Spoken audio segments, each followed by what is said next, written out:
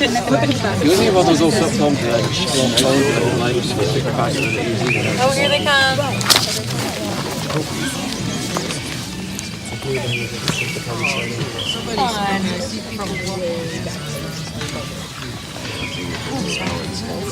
They're right there. Oh, here they come. They're so pretty.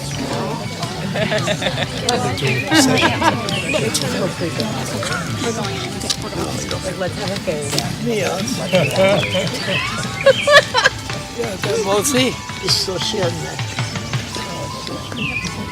Here they come. It's very cool. She looks amazing. Here they come.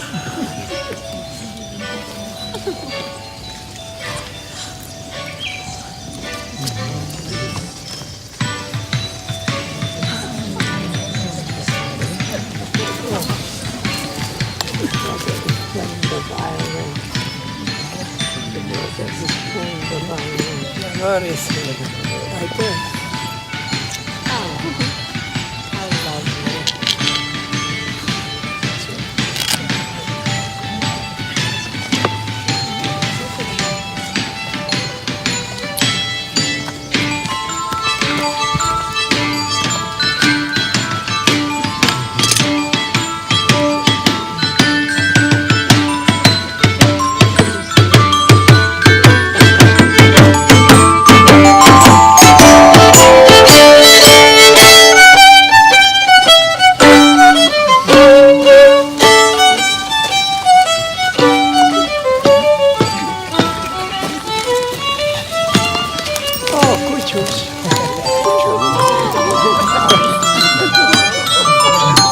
Yeah, they celebrate.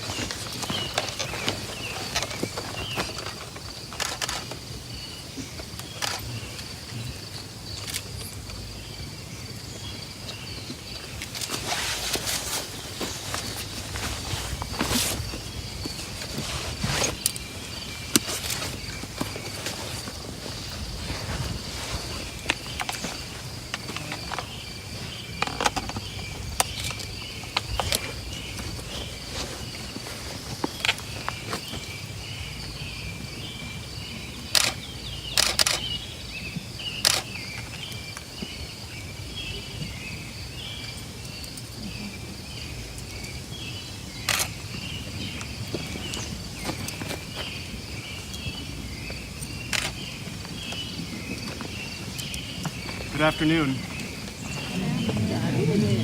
We're going to begin with some words by Walt Whitman.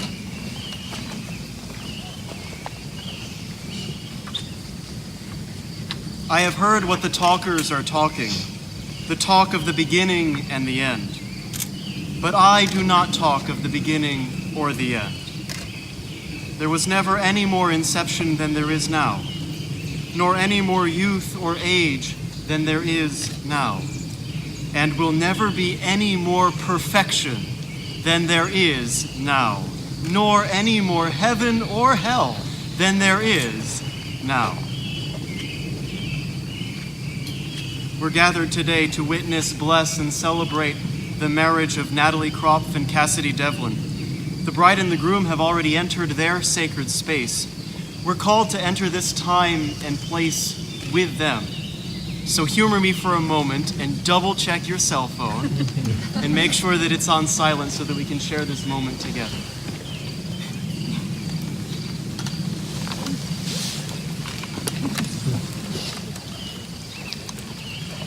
We did a phone check up on the hill too, right?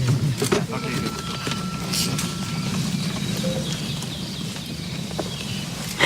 We begin with the ring warming. The wedding rings are going to be passed through the congregation. They're going to start here with the parents of the bride. They're going to work their way across this side and then around back, and then at some point they're going to have to make their way over to there, okay? So you can walk around back, it's no big deal, right? And then when you receive the ring, continue to pass it, and we'll try to have the ring finish where Will in melody, okay? And so the way that this works is that when the rings are handed to you, hold them close for just a moment and give a brief personal blessing, prayer, good vibes, whatever works for you, whatever you wish for Kasidy and Natalie, and then pass them on to the next person. Do keep the rings moving, because this will happen as the ceremony continues, and you know that at some point we're going to need them. Right?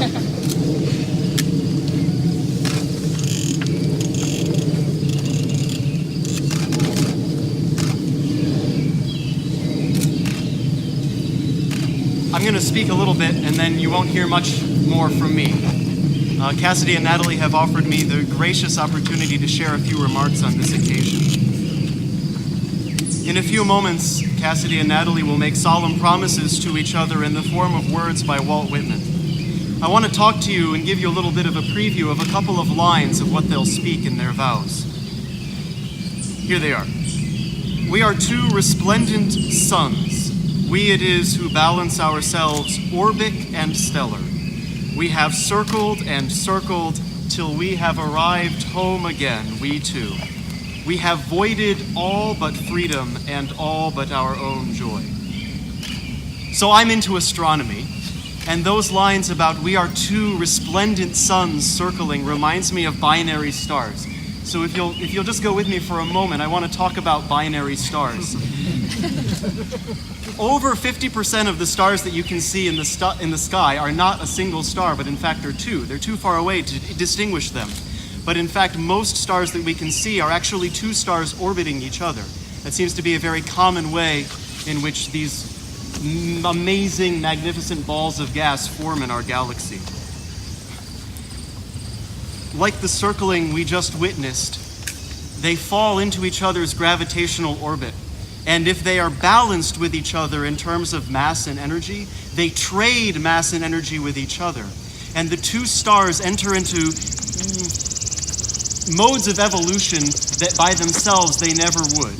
So our lonely sun, for instance, will end its life in a certain way. But binary stars end their lives in a different way because they're able to access new levels of stellar evolution. Once two stars enter each other's orbit, they are influenced for the rest of their lives. You could say that they have eyes only for each other. This is kind of a thing, because when we were rehearsing, Kasidy and Natalie kept saying, "Can we look at you? Can we look?" And I said, "No, you look at each other."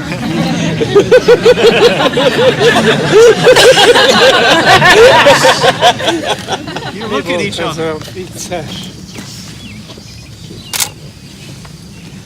So, I think that stars have a lot to teach us about being human, but of course, humans are much more complex than stars.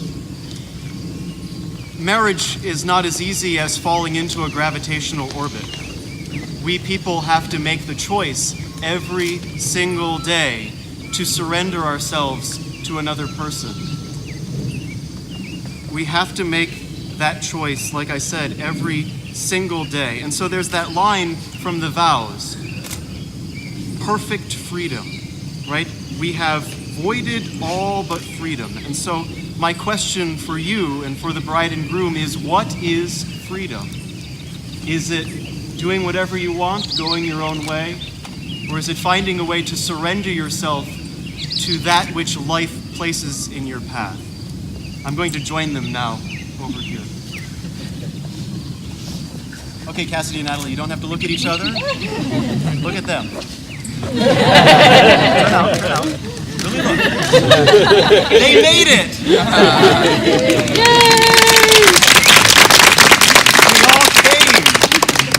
They all came to your wedding. They love you.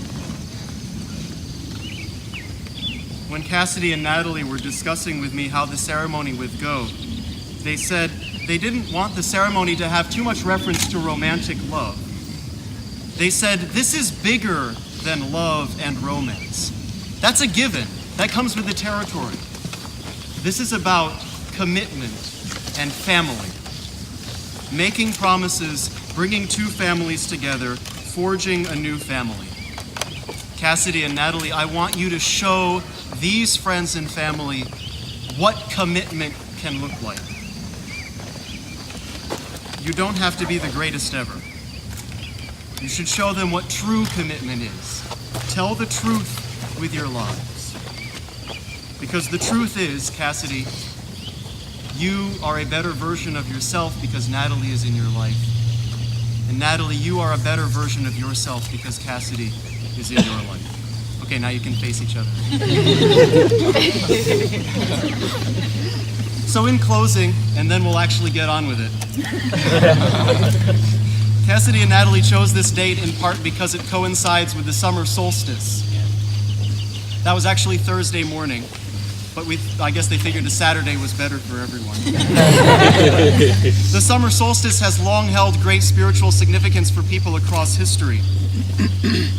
One spiritual writer wrote about the summer solstice as the moment when the sun god meets the queen of summer and embraces her in the love which is death, because they dissolve into one another in the ecstatic embrace that runs the universe.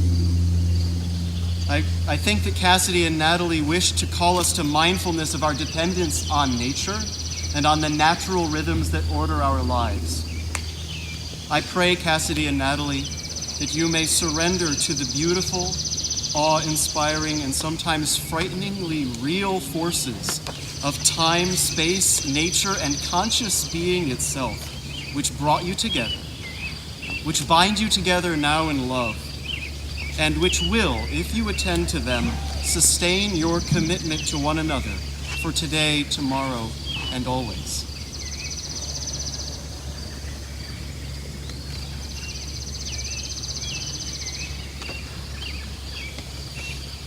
At this time, a friend of the bride and groom, Sarah Anderson, will share a story. You'll get to do your call and response after the story. So for this ceremony, Natalie and Kasidy asked me to retell a very old story that particularly resonates with them. It's a story about a tree, or maybe a pair of trees, not unlike the one just behind us. It's essentially a moralizing fable about punishment and reward and transformation through love. But since this is a wedding, we're going to skip forward to the good bit at the end. So, this is the story of Natalie and there's a tree that grows on a hill in a little wood called Inwood. Folks say to listen as you pass. Some will hear singing, some will laugh. But if you look quite close, perhaps you'll find not one, but two entwined. And where willow ends and bramble begins, it may be hard to see, and harder still to call it anything but a single tree. Now before there will be a tree, there was a girl who dreamed of fairies. She prowled restless through the world, a sticky burr caught from one creature to the next. She looked for them through the woods, on Cape Cod beaches, on moonlit greens. There was once a boy, too. He prowled restless through the world, a floating seed caught from one wind to the next. He was watched over by two beasts who stayed around to keep him company and to see what would happen. What happened was the sticky burr met the floating seed outside a theater, which makes perfect sense if you know the boy and girl in question. They were brought together by a fortune teller named Melody, who knew before anyone else that they would fall madly in love one day. When they met, the boy thought, here is a small but elegant shell with a wild, muddy, grass-stained center. The girl thought, here's the impossible pairing of Zen and chaos. They liked each other a whole lot. They were both very taken with the other, but they were also taken. They circled and moved on. The two beasts did not approve of this. Beast culture is much simpler. When you sniff the butt of a beast you like, you stick around. But humans are foolish creatures and need a lot of help with these things. Since the boy had been a particularly good boy, the beast called in a favor, and the universe listened. But even the universe needs time. They would circle each other for 2 more years. They next found each other in the magical dimension known as OkCupid. But being the very awkward humans that they are, that didn't work either. The beasts were not impressed. Frustrated, the universe tried once more. If they both loved theater so much, maybe casting them in a play was the only way to get them together. The universe promised the beasts that it would definitely work this time, and it didn't. But by the second play, the two got the hint. There was much beastly rejoicing, for the girl was very cute and had a very well-shaped lap for napping in. From the start, it was hard to say when it really started. Who can say when the first raindrop falls or which blade of spring grass comes first? But then suddenly it's pouring and the fields are green and you're in love when suddenly full. And after a particularly good day of Nashville pancakes and carrying the girl's very heavy suitcase around, the boy was feeling particularly full. The next morning, he turned to the girl and said, I'm going to marry you one day. And perhaps in tribute to their shared hero, Han Solo, the girl simply said, I know. It was around that time they found the first leaf in his hair. You see, when the universe manages to really get something right, it doesn't want to take any chances. And according to the two beasts it had set to keeping an eye on things, the universe had really gotten this right. And so, the boy and the girl bedded their roots on a hill in the little wood of Inwood. They took in more beasts over the years. Wounded birds, orphan skunks. The original beasts of the house tolerated this, as long as their couch snuggling rights were respected. There were adventures too. Road trips, skinny dips, breathless runs through the woods. They grew with each other, around each other, side by side. And if she was finding more leaves on their sheets, or if he was occasionally pricked by a newly sprouted thorn, they loved each other too much to mind. Because as much as two human hearts can love, they love. He loves her so much that she is never the one to clean the bathroom. And she loves him so much that she will sometimes do the dishes. To him, she is a long walk under a good sky with the beasts. A foot rub at the end of a very long day, an evening curled up together in front of Netflix. To her, he is a rainy day spent inside, sheltered in a fort of sheets, Lord of the Rings playing on repeat. She leaves her socks every place that can possibly be left, which drives him crazy. But he loves the stern and childlike way she becomes excited about things, like a lollyberry pie. He entertains himself by annoying her, which drives her crazy. But she loves the way he sings Sweeney Todd in the shower, every part.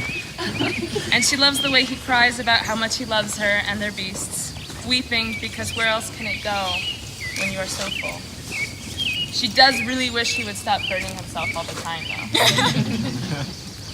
They are married on a rain-washed day in June, when the sun lingers longest. Their beast sitting satisfied by their feet, the smell of pine in the air.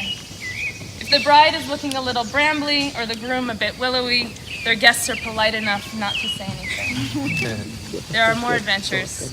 They are never more in love than when they are traveling. He's always sure to grab Tums for her. She's always sure to grab Walt Whitman's Leaves of Grass for him. The beasts obviously come too. They become closer and closer until it seems no space exists between. That's me. She grows pricklier but sweeter, and besides, he loves her prickliness. When he weeps, she wraps her shrubby arms around him to hold him straight. They become the kind of couple they've always dreamed of becoming. Sharp dressers, comfortable leaving the doors open when they're on the toilet, and more than a little magical.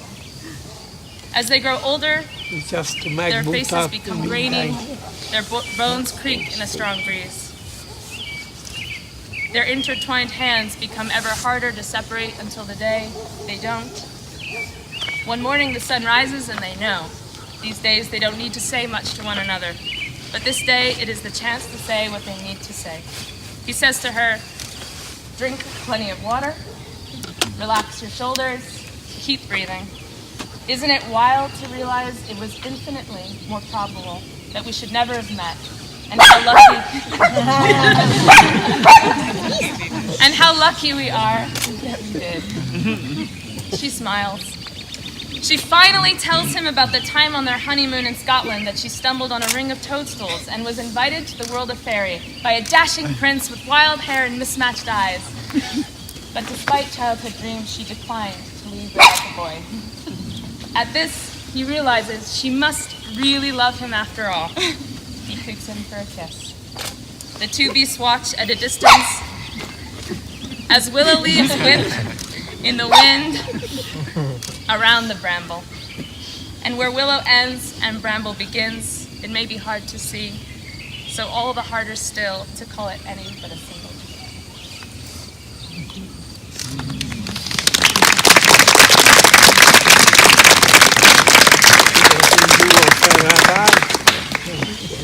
Family and friends of Natalie and Kasidy, this is your opportunity to offer vocally your support for their union.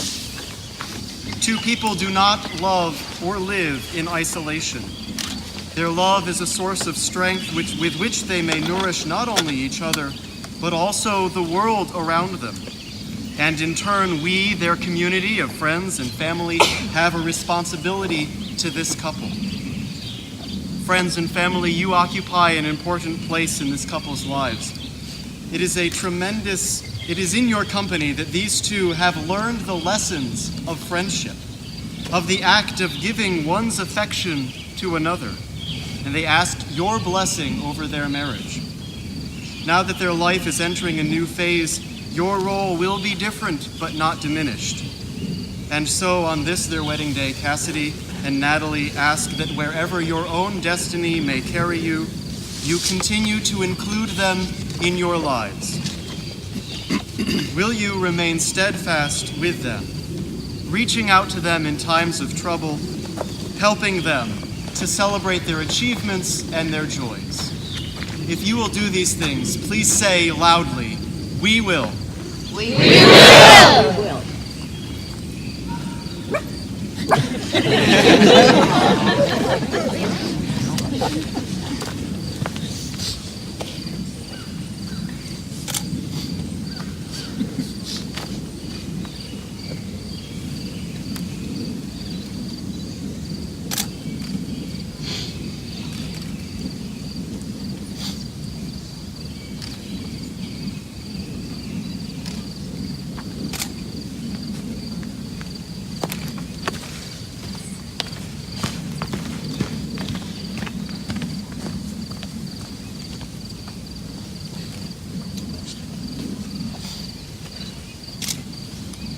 We too, how long we were fooled. Now transmuted, we swiftly escape as nature escapes. We are nature. Long have we been absent, but now we return. We become plants, trunks, foliage, roots, bark. We are bedded in the ground, we are rocks. We are oaks. We grow in the openings, side by side. We browse. We are two among the wild herds, spontaneous as any. We are two fishes, swimming in the sea together.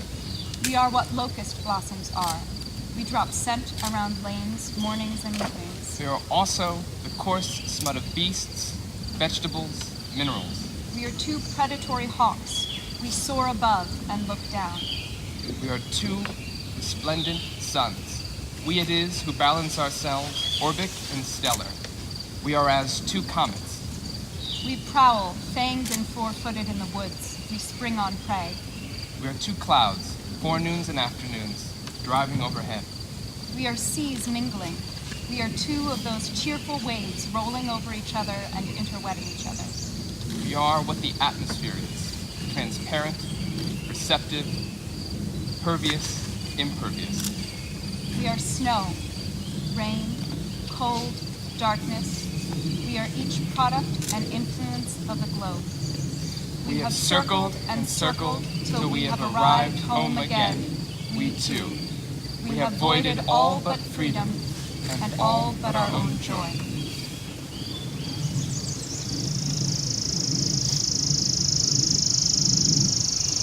Natalie, I ask you, do you take Kasidy to be your lawfully wedded husband?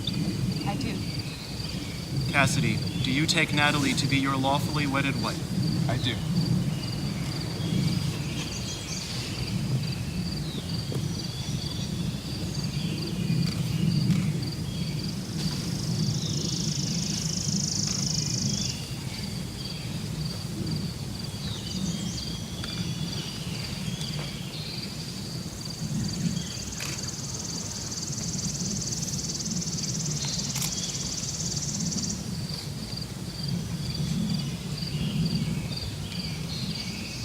They secured them very well.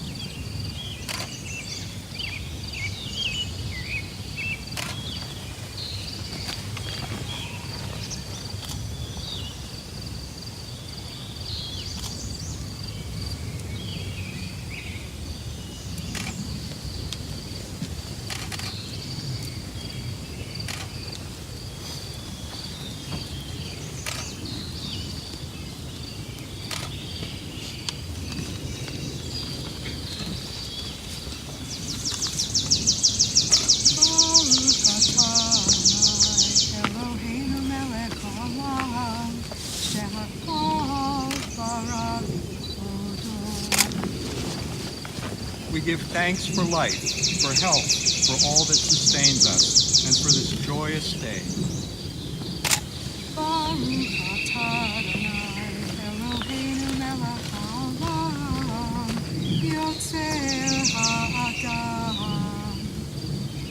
We honor the mystery and wonder in creation's every breath.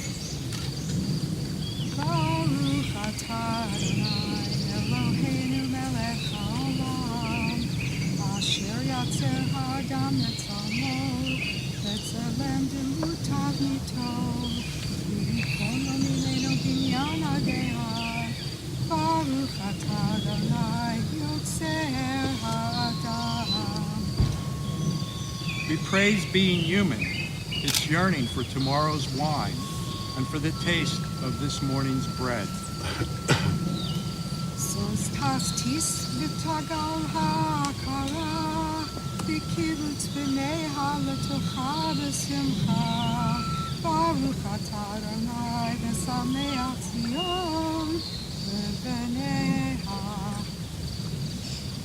We celebrate the divine energy that pours through our separate selves and makes us one.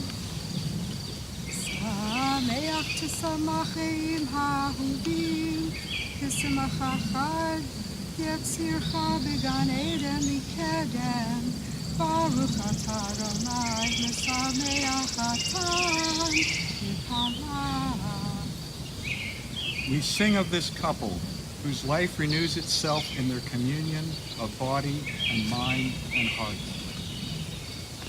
Baruch atah Adonai Eloheinu melech haolam Asher barasa som b'simcha chatan v'kala Asher barasa som b'simcha chatan v'kala Gila ina ditzer b'ched v'aha v'acha v'shalom v'erit Meher Adonai Eloheinu yishama Yarei Yehuda Uvchutzot Yerushalayim Kol sason v'kol simcha Kol chatan v'kol kala O mitzvalot katanim michupatam Unearim mishte neginatam Baruch atah Adonai Nisameach atan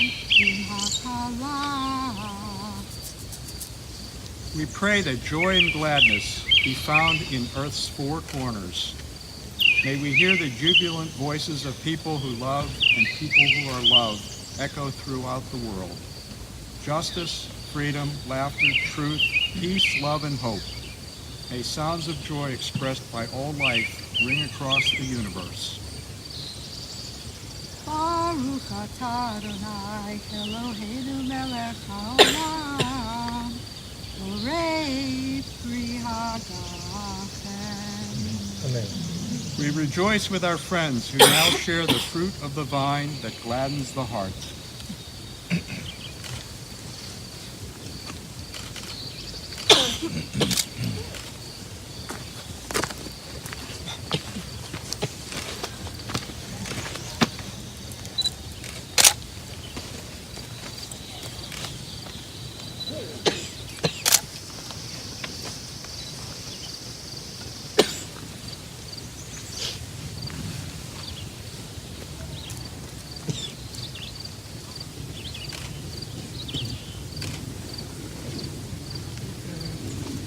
Great grass.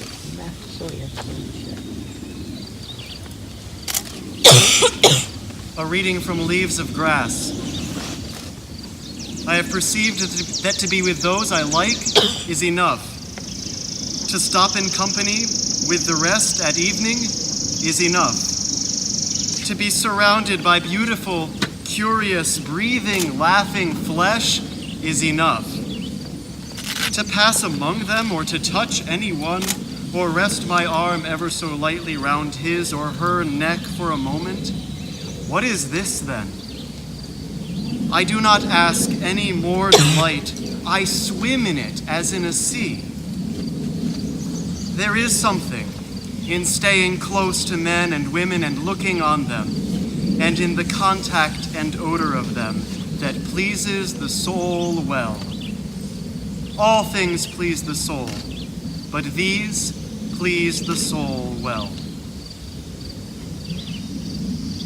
I hereby solemnly pronounce that, having declared their intent, given themselves to each other by the declaration of vows and by the giving and receiving of rings, Kasidy and Natalie are now husband and wife.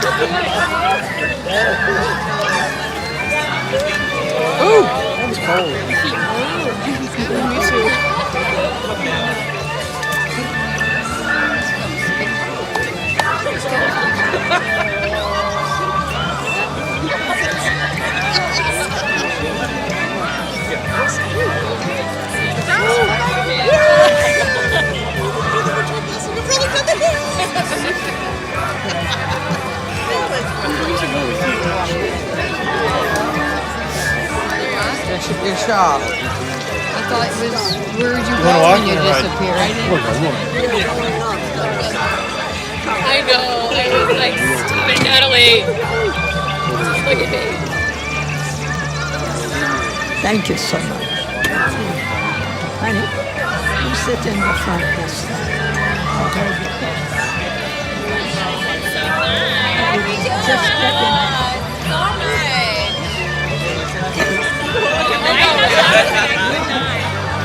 She made eye contact straight with me and I was like, stop it.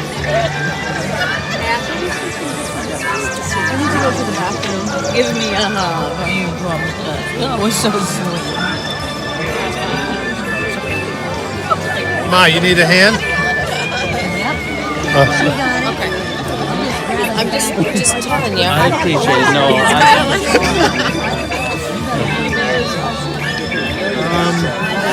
Let me get her. I had. There's Cameron and I.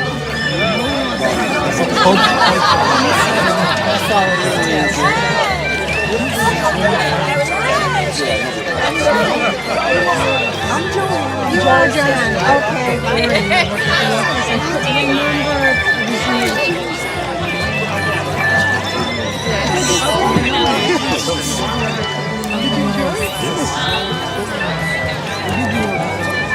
We did well with you.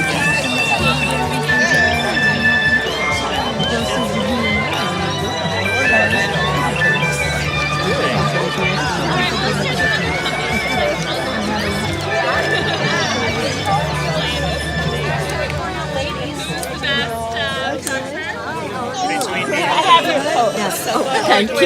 Okay. I will, here. It happens.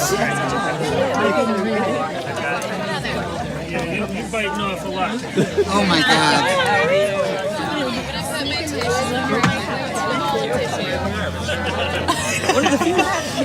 Hold on. I'm ahead. How are you doing? I'm just going to say. Is at the table. So horrible. No, but it's like a thing that's been happening.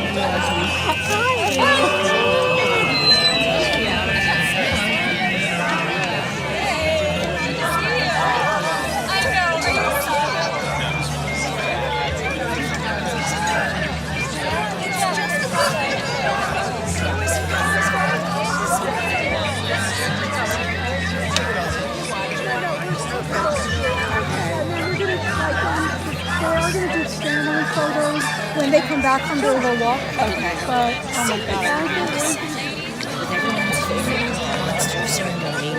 And it all started casting. I was thinking about yelling.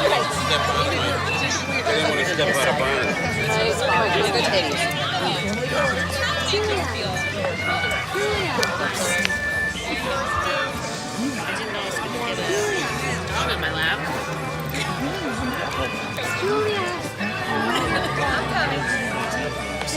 I can't hear you. I gotta drive home. I'm gonna have this much.